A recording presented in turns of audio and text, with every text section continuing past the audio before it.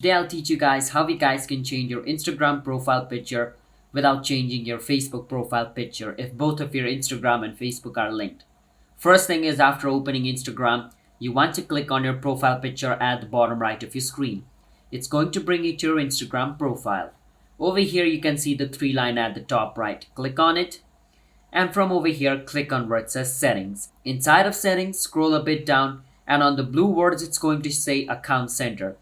Click on account center and it's going to take you to the account center page. Over here, the first option where it says profiles, you want to click on it and it's going to show you your Facebook and Instagram profile. So we want to change our Instagram profile, so we will click on Instagram. And once we click on it, it's going to show us all this option. From over here, the option called profile picture, click on it because we want to change profile picture. And once you do that, you can choose any profile picture you want from your gallery like this and adjust it by clicking on edit. You can choose which side you want to show.